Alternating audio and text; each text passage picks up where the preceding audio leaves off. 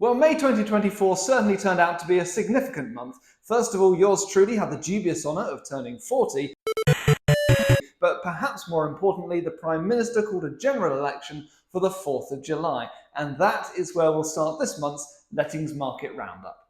Well, a question that I've been asked an awful lot already is exactly what does the general election mean for landlords and the lettings market?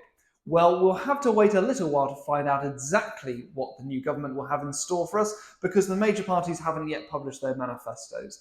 However, the general election has already impacted on landlords, and I'm talking here about the much discussed Renters Reform Bill. Due to the timing of the election, the bill has been completely dropped. That's right, it no longer exists. All those years' worth of discussion and policy have now gone and been scrapped. It's quite tempting to say, what a waste of time that all was. The new government, whoever that may be, will have to start from scratch if they intend to push through rental reforms. That means that the lengthy process of putting in place new legislation will start again from the very beginning. We will have to wait and find out exactly what the new government's intentions are and whether they intend to revisit new housing policy sooner rather than later or not. As soon as I know more about that, I'll certainly share it with you.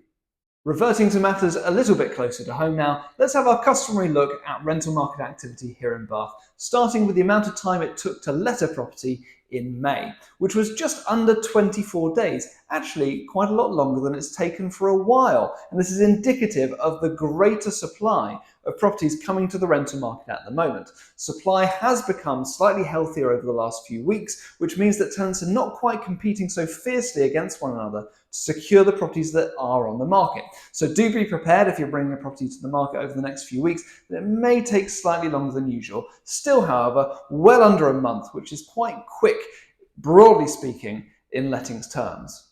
Now, property supply may have picked up slightly, but not to the extent that it's affecting rents. As you can see, we're pretty much achieving the asking rent each time for every property that goes on the market.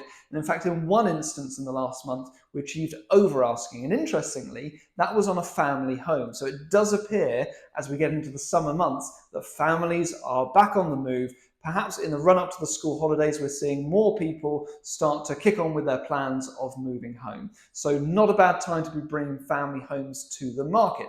And also you can see the average rent increase that we've achieved at the point of reletting the property is 5% higher than the rent being paid by the previous tenant in that property. But interestingly, it does appear that the total number of people looking to move home at the moment has reduced slightly. The number of new applicants that we registered during May, applicants being people who are actively looking to secure a new rental property, had reduced by 38% compared to April. And when compared to May 2023, it was down by 54%, a significant reduction. So the broad picture is that we have more properties coming to the market. People are being more cautious when it comes to their home moves and taking their time to secure their next rental property. And that has had a slight impact on the rents that we're achieving. Well, that's all for this month's roundup. It looks like being a very interesting few weeks, and I look forward to speaking to you again soon. Bye-bye.